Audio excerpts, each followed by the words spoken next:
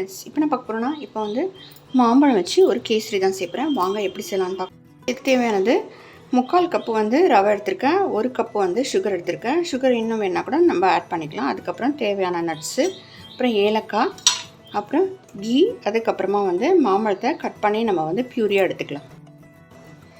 ஒரு வானலியில் ஒரு 2-3 ஸ்பூன் வந்து கீ சேர்த்துக்கலாம். ஆயில் வேணாலும் சேர்க்கலாம். பாதாம் முந்திரியை வறுத்தெடுத்துக்கலாம். அதே கீயில் நம்ம ரவையை வறுத்தெடுத்துக்கலாம்.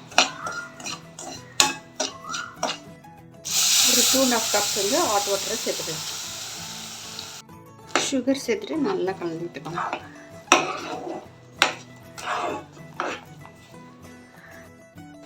சுகர் சேர்த்துட்டு நல்லா கலந்து விட்டுக்கணும். மாம்பழ பியூரியை சேர்த்துக்கலாம்.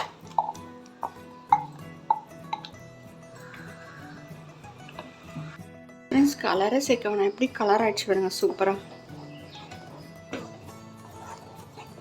நல்லா கலந்து விட்டுக்கோங்க. ஏலக்காவை சேர்த்துக்கலாம். நட்ஸ் சேர்த்துட்டு முந்திரி பாதாம்லாம் சேர்த்துட்டு ஒரு 2 ஸ்பூன் வந்து கீ ஆட் பண்ணிக்கோங்க.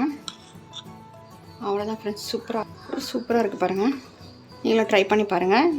இந்த மாம்பழ சீசனில் நிறைய விதவிதமான டிஷ்ஷஸ் செய்யலாம். அப்புறம் அருமையாக ரெடி ஆகிடுச்சு. நீங்களும் ட்ரை பண்ணி பாருங்கள். இப்படி இருக்கணும் ஃப்ரெண்ட்ஸ், சூப்பராக.